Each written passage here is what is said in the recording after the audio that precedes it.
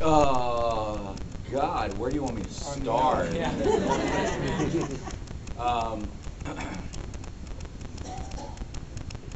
Never reloading.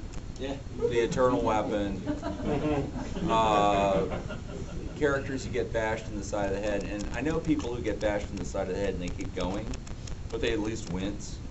You know that you know, people who apparently have skin of steel never get cut, or if they do get cut, it's just like Now the thing about it is the other direction, when people say, oh, you know, these guys, they go through all of this and they hardly, you know, make anything. The truth is that when you start talking about guys who are on the high end, they don't.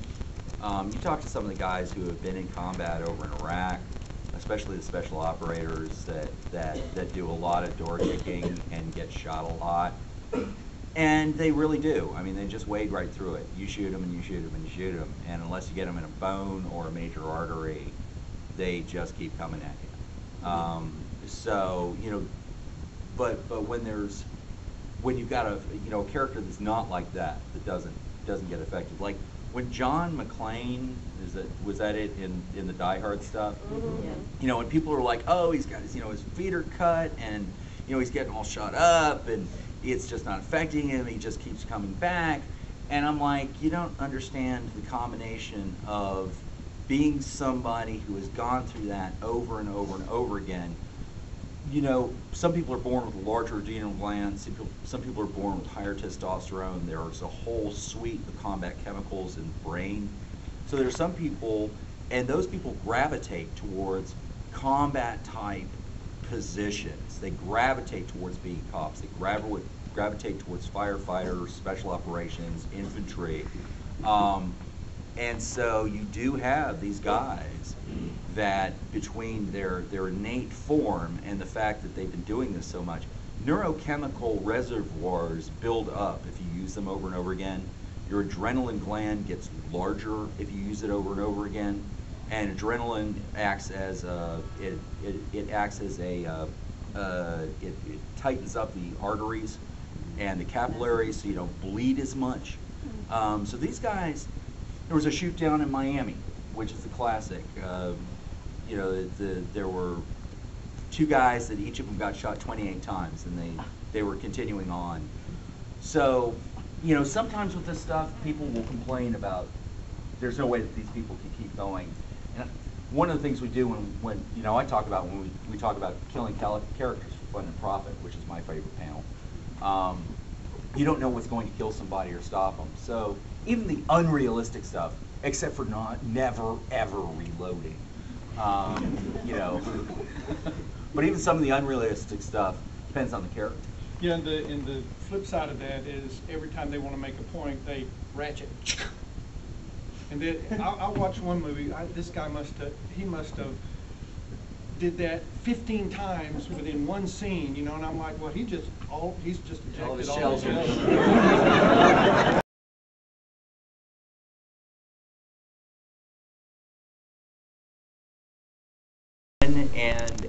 just some of the best scenes in any movie that is like an action adventure movie in a long time, from the point of view of just skewing every trope and yet doing so very, very seriously and beautifully.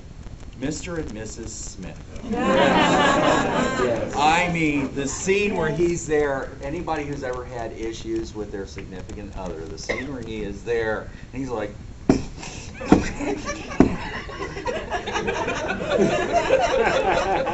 and she comes back up and she's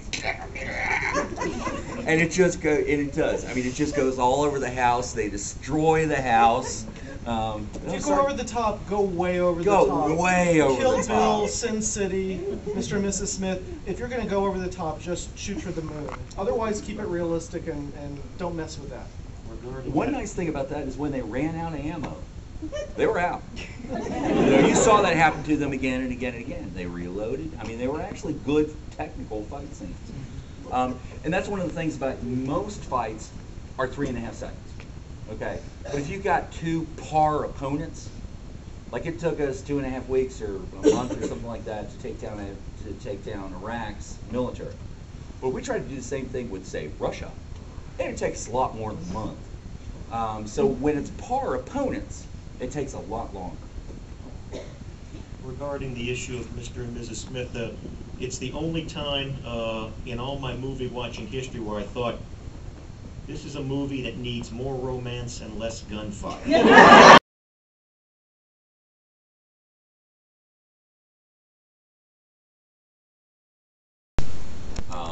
The first one, the guys were firing full auto at it, and he would fire semi-automatic. Do you know anything about shooting full auto versus semi-auto? My point is, you have a guy who's braced, he's firing, and then you have the guy that's doing the diving roll, shoulder roll, in one round. Do you know what the kill ratio is direct fire between? I know, full auto is like throwing a rock. No. Do you know what the kill ratio No, I is? don't. The kill ratio between U.S. troops and insurgents in Iraq in 2007, direct fire.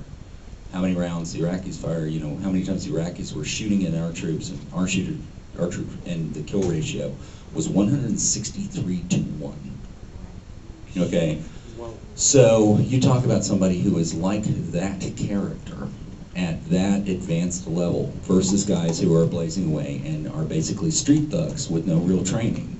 Then the fact that he can kill 100 of these guys by individual shots when they are blazing away full auto, that's not actually surprising. There are well. These guys need better guards if that's their... Oh,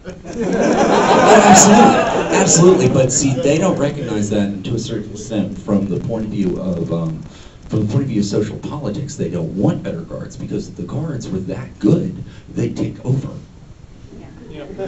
Okay. And they're not paying them. And those would not be good guards. Right, but there is actually a logic to it. There is actually a logic to it. Now, the one that used to piss me off was when the guy who was a trained sniper was up in the rafters trying to kill Mannix.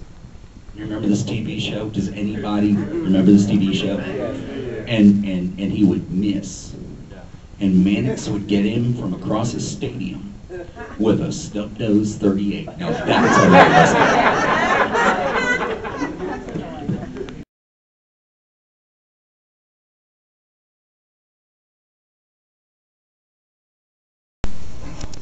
We were watching it, and my wife is like, if there's not something after all of the credits, I'm gonna do what Hulk did to Thor. And we get to the end of it, and there's a shawarma scene, and she hit me. I went, why did she hit me? That was the best scene in the whole movie. But she's never been the physical. She's never jumped out of an airplane at 3 o'clock in the freaking morning, humped 20 miles, gone through a live fire exercise, carrying 90 pounds, or actually humped around a volcanic island, having to dig in at night, coming under sniper fire. She's never been there, okay? So she didn't get the shawarma scene. Anybody who is, and I'm not even talking about anybody who's ever played soccer and really played it, gets the shawarma scene. Anybody who's ever really put themselves out there gets the shawarma scene. Okay? So what you gotta think about is, it's not only that you've got 6 hours of, everything you've got is vitally important to the next battle. The Spartans at Thermopylae, each morning in the rising sun, would be combing back their long blonde, by the way, hair, and polishing their armor. All right? And the Persians just could not get this because they could rotate forces. But those guys had just been in the situation of the shawarma scene by the end of the previous day. And now there they are. They're cleaning their gear. That's one of the reasons somebody a while back suggested that I do the writer's workshop. And it was like, no, we don't want John doing the writer's workshop. So I'd start it with, okay, you maggots, on your feet. Now run to the top of the height and back down. Then I want 500 words on how your feet feel.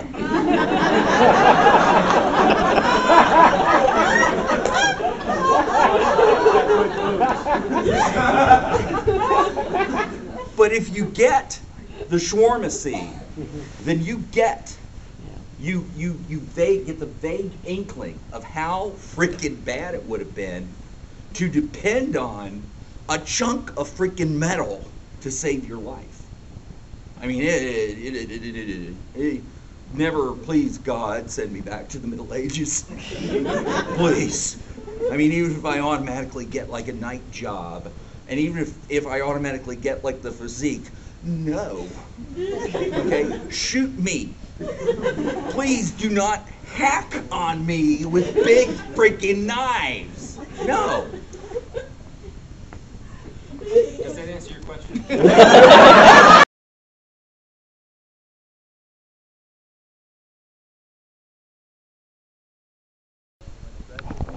They get their choice of type of pistol along with their diploma. And the reason for that is that the energy is stored in chemicals, and it's just that. It's not, I don't want to go all Second Amendment or any of that stuff, but because there's energy that's pre-stored in chemicals, and that's the whole thing with firearms.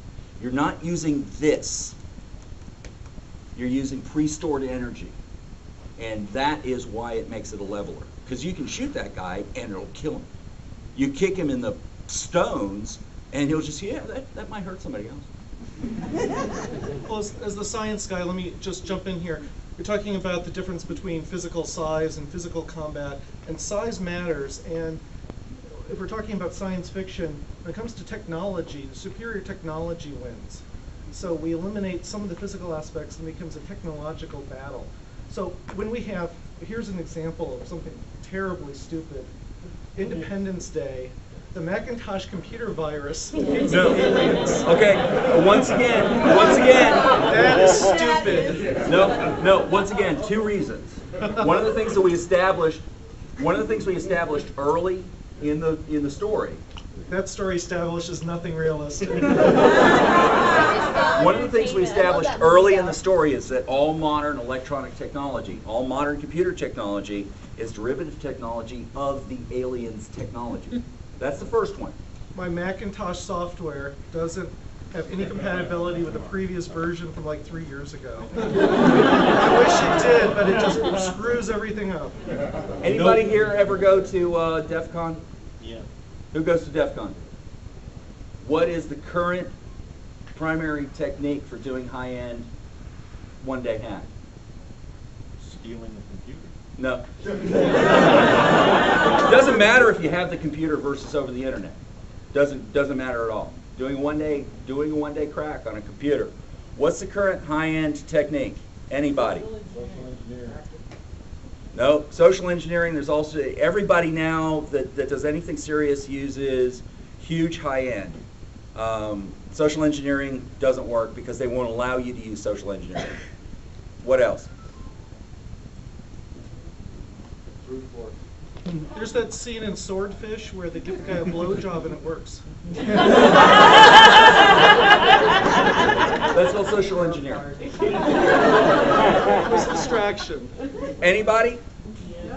Huh? No.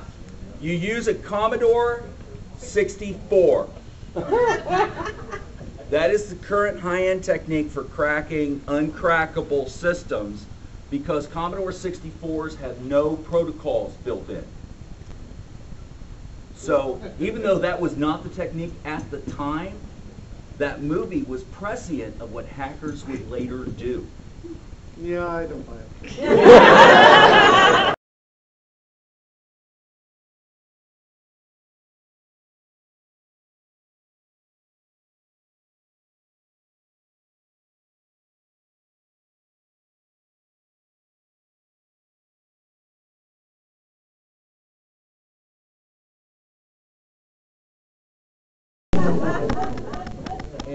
And he was like in the unlimited class Olympic wrestling, and he would be up against the toughest guys, all these guys are, semi-professional, whatever, they're Olympic class wrestlers, they're really, really good to go. And he's just killing in like a half a second. And then just to prove it, he'd like stay on him and not let him up. And these guys are 400 pounds, nothing but muscle, and they just couldn't get away from him. You put a world-class martial artist, female, you can pick one of these shows, Oriental martial arts, put her up against him. I don't care what move she wins. I don't know. I don't care what. You know, the whole thing about nerve points. There are nerve points. There are things to do with people using nerve points and pressure. But it's a major effect. If you have muscle overlaying it, it's significantly reduced. So, you know, you look at these guys and they just, you can do them. Except, by the way, from a personal defense perspective, this is why I feel that everyone in the world should have a pistol. I think they ought to be issued along with the classes in eighth grade where they teach girls how to make guys stupid. There should be a personal firearm for women